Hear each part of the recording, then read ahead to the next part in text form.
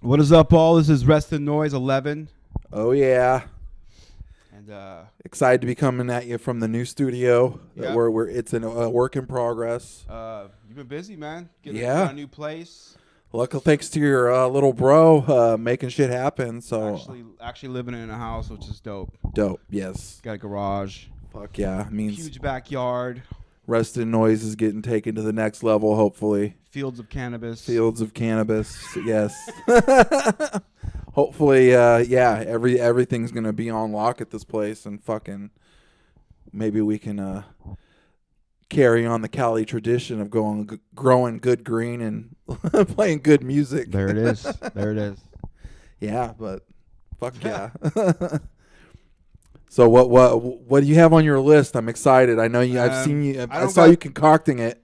I don't have a ton on my list because I've been supremely obsessed with that Ruin record, Drown in Blood. Oh, that's right. You're not that Undergang is in any worry of having their throne toppled, but they're definitely actually Undergang's probably heir of the Ruin throne if you really want to. Maybe, I don't know. Yeah. I don't know this, but there's this whole breed of really filthy. I mean, Groovy. Undergang call themselves sewer death metal, and I would call these guys sewer death metal as well. Right. Just You filthy. Sounds like it's a fucked up cassette tape, and it's meant to sound that way, and like perfect. It's a good description of what it is. super catchy. Super, which is an earmark of Undergang. Yeah. Super catchy, super accessible. My kids are like, I don't like this death metal shit, and I'm like, listen to the patterns. Listen to the patterns, and my daughter was like, listening. I'm like, you hear it, Right, and right, then right. I was tapping on her shoulder, and she was getting it, and I'm tapping back, and she was humming it, and I'm like, okay, See, that's yeah, what it it's is. not That's right. why I like it. Right. You can take this and apply it to the Beatles and every other goddamn thing. They're doing the same Right. shit, just in their own way. But I did some research on this band Ruin on the Metal Encyclopedia, and there's like 50 bands called Ruin that are metal bands. Oh, I'm sure. In Ruin was one of them from Sacramento. Yeah, but I mean, just the name Right. Ruin, there's like Right. 50 just across the world, like different places, Yeah. and like, different genres and everything. But yeah, That's- I picked the right one first try. I'm like, ding, Yeah. death metal. So if any of you out there are GoDaddy fans, you know what domains to buy. If that's still a thing, go out and buy Ruin domains. Yeah, Any concoction of that name Ruin you can think of, and you'll be a millionaire one day. But there's like this huge mystery behind these guys. Really? Yeah, And they're from Felon somewhere. Phelan, California. Felon, California. Felon, California. That could be. And we've been everywhere in motherfucking California. Never heard of that bitch. It could be a joke. Like it's their own right. Felon. Felon, California. I don't know. I could see, who knows? Right. But there are backwoods places in California that There I've are. never heard of. I'm not saying that we're Right. know-it-alls or anything by any means. So, Felon, California. And when was their last release? You're saying? Well, they have all these. Sorry. They have a demo from 1991. This is why there's such a mystery. They disappeared. Right. And then 2015, they dropped another demo. From 91 to 2015. That is a weird pattern. And then this came out, which I found out through Runner JMA, the YouTuber guy. And Right. Yeah. That kind of shows you where we're at in the pattern, though. It's like death metal and extreme metal. I hate using terms, just underground metal, extreme metal, whatever the fuck you want to call it. All these bands that only showed their face in the early 90s are now starting to show their face again. Like Right. who was the one we saw? Oh, I can't think of their name now. Demolition Hammer was one. Demolition Hammer. There was that something Intent or Sorrow. They were Sadistic Intent. Sadistic Intent.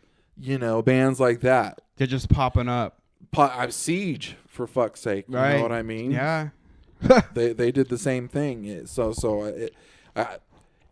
It's a good time to be into this kind of music. I think that's an earmark. That's sort of showing where we're at.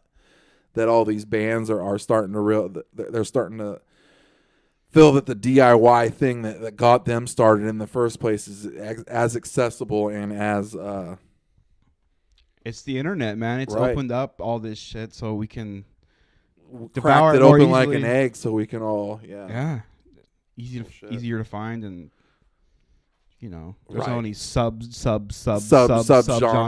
Yeah.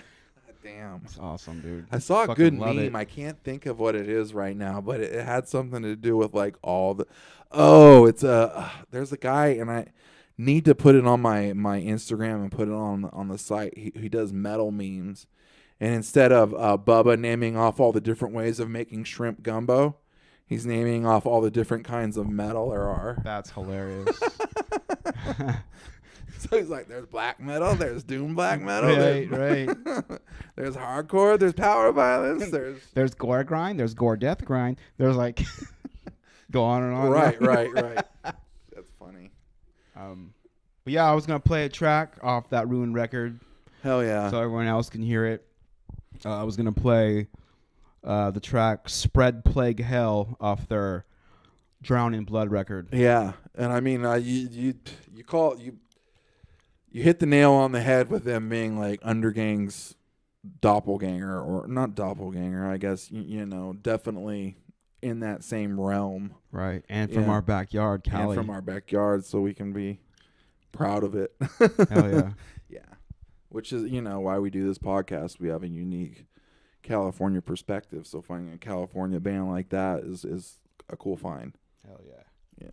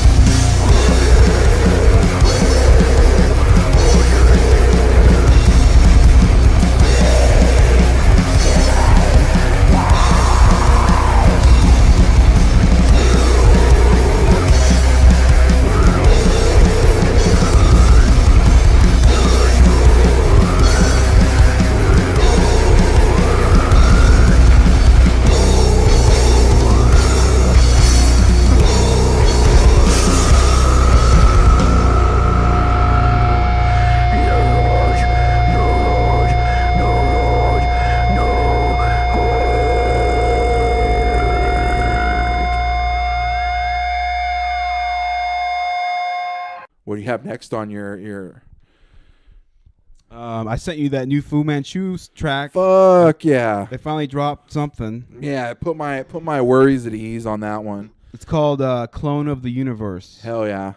Looks if you know their last album, they stripped that bitch down to nothing. Right, right. In this album, it sounds like the production they might have gone in an opposite direction, but as far as like it being Fu Manchu, it's still 100% Fu Manchu. It's heavy. It's fucking fuzzy. It's everything you want. I don't know if you've the Spicoli rock. Yeah. Fuck yeah. Take take your sneaker, hit it against your head, and say, "That's how stoned I am."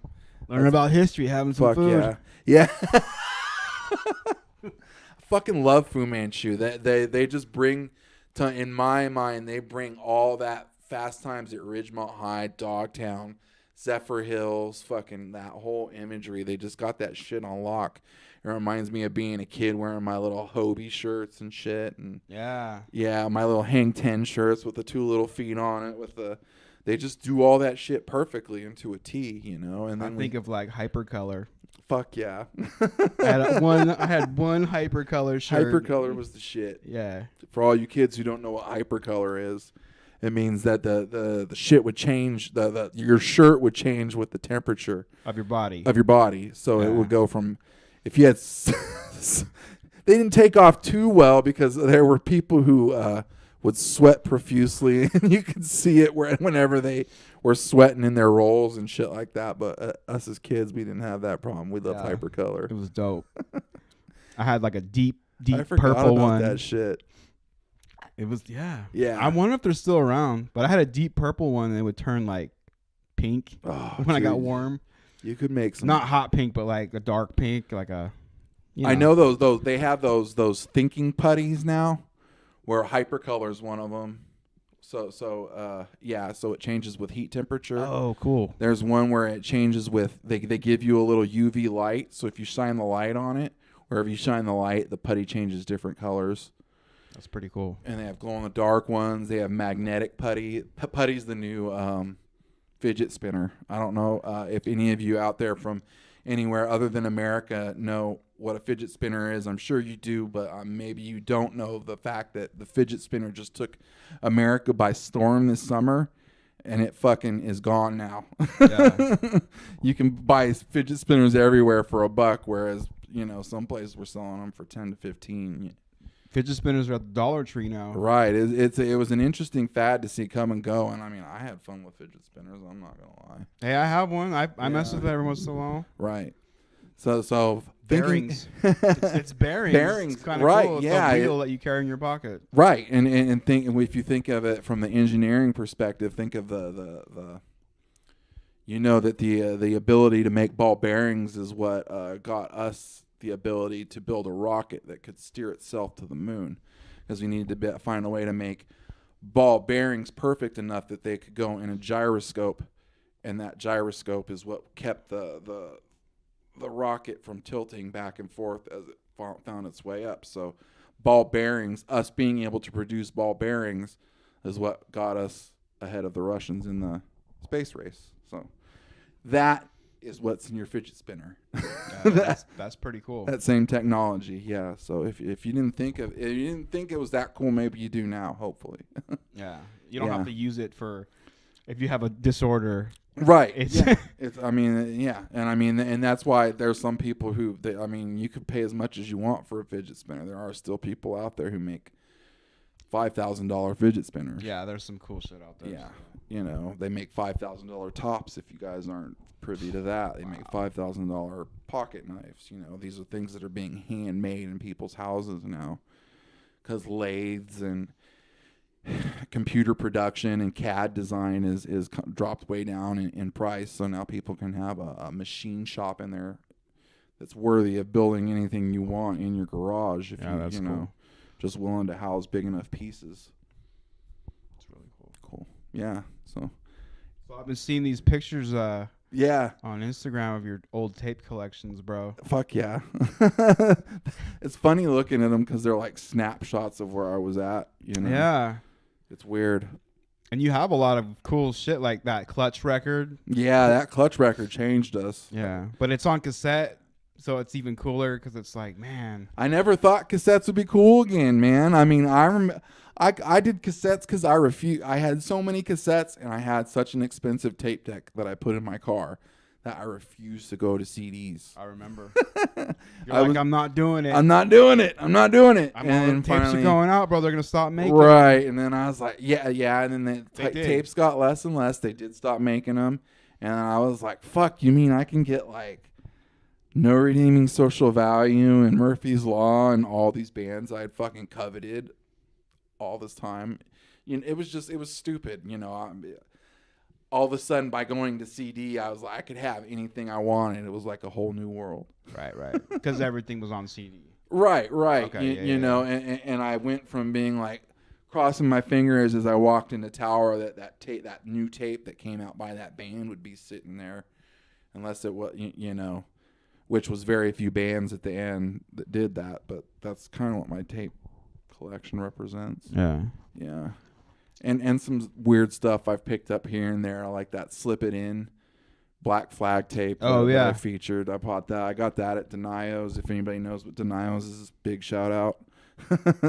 It's like a big auction here in Sacramento, but some guy was like, yeah, I'll take $1 for it. And I remember being 17. Wow. Being like, fuck yeah, here you go. Here's your $1. Here's your $1. And then I just remember thinking, this doesn't sound like a 6-pack. This doesn't sound like... Oh, nuh-uh. Yeah, I know. You know, it took me a while to appreciate what I had, you know, that it was... That record with all the hits on it sounds so different than everything else they've done. Right. And that's a good record. It's Damaged, right? Yeah. It's a good record, but I mean... Yeah. Nothing else sounds like that of theirs. Right. That was them basically saying, okay, we're putting all these songs to rest. We're going in a new direction almost. You know what I mean?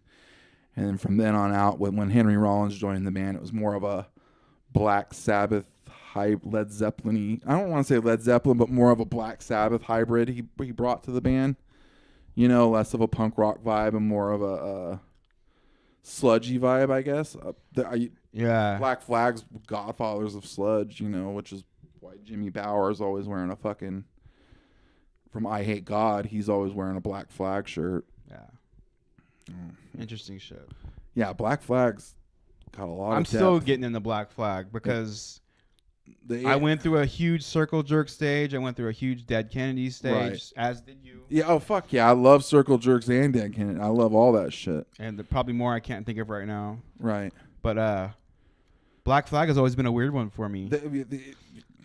Very challenging. Yeah. I love their imagery, though. Right. I respect the fuck out of them. Raymond Pettibone is the fucking man. If you guys don't know who Raymond Pettibone is, check out his art. He's the guy who did all the art for I'd say 80% of the Black Flag albums until he pissed off, or until him and Greg Ginn, which was his stepbrother, I could be wrong, they might have been real brothers, but anyways, it's the way I understand it from the YouTube history thing I watched on Black Flag and Raymond Pettibone doing their graphics. I guess something happened and Raymond Pettibone never did another graphic for Black Flag after Family Man, I believe it was. I believe some people went in and fucked with his Family Man art, and that was it for him. Yeah, you sent me that doc. That was interesting. Yeah, it's a good doc. There's a bunch of those. Yeah, I need to put the links up, but there's a series of docs where they talk to the graphic designers of the most iconic punk rock album covers, logo, whatever you want to call it, that are out there. Like they go into the guy who did the Dead Kennedys, which I think he's also the guy that did the stuff for Crass. And they go into Raymond Pettibone, and then there's one other guy I'm leaving out right now. I feel shitty about it, but yeah, all that stuff is iconic as fuck, you know. Super interesting. Right. And I mean, honestly, I think, you know, the bands that are doing stuff like this now, that are doing all the black metal stuff, that for all these bands, all those artists, you're looking at the people who are going to be at that level, you know. Yeah. At that level one day. Death metal, black metal. Yeah. You know, all the art that's being produced for these bands is going to, you know, it's going to have an effect on the art scene and where art's going, so. It already has, really. Like, we went to all the exhibits Right. at Aftershock, and they had like all these. Yeah. The pins and Or Make Your Mark. Make Your Mark. That was a good company. They had every style you can think of and black metal pins. And black metal pins. You had that one company, I can't think of the name, where they did the church burning. Had the I forget what it was. But they had a lot of black metal stuff. You could just see how the extreme metal art is starting to influence the look out there. I mean, even if you want to talk Baphomet is everywhere now. You know what I mean? Everybody's got their version of. Artist has their little version of Baphomet, and that all comes from black metal and satanic imagery. So it's fun. I like the way it looks. Yeah, I love it. Yeah. That's what's that's one of the things that's always driven me towards the darker end of things is the graphics and the art. They go hand in hand. There is no separation between the two for me. Right. And there's nothing. I mean, not for me. Nothing really scary about it. Like, I love the imagery. Yeah, I love the music, but there's nothing scary about it. It's fun. It's fun, yeah. And I'm like, wow, that guy really took it to the next level. Yeah. That's awesome. Serious. Yeah, as opposed to being like, oh my God, you're going to hell. How could you? Right. No. It's all about sound art. Yeah, and how far can you take it, and Yeah, I mean, if you really want to get into it, you look at the first real death metal art. It was being produced by Damien Hirst with the chopped up sharks and the rotting meat in the which had a lot of is where 9 Inch Nails got a lot of their early influence from. Is that the decaying flesh meat, exhibit you were talking about? Where they just put a raw rotten meat in a cube, and then they introduce some flies in there, and then they just let nature take its place. You got them, and then you got the Jake and Dinos Chapman. If you've never checked out their art, they did the Ramesses cover is a close up of one of their they do these miniatures where they just like do snapshots of hell. And they're collected in the Saatchi Gallery, which is a high-end English collector. So this is stuff that sells for millions of dollars. Wow. And it's these guys are death metal to the bone. You know what I mean? It's a cool time to be out in the art and to see that shit happen. I kind of lost my train of thought, but check out Jake and Dinos Chapman. I saw a lot of Fear Factory. Tape collection. Obsolete was an amazing record, and you got into Obsolete that's the best one. Yeah, that's the one. There's a lot of emotionality going on in the background of that. That was the first time I thought keyboards weren't cheesy in metal. Yeah. That album, there's a lot going on in that. When I got in my car wreck and I had minor brain damage. I had brain damage, whatever.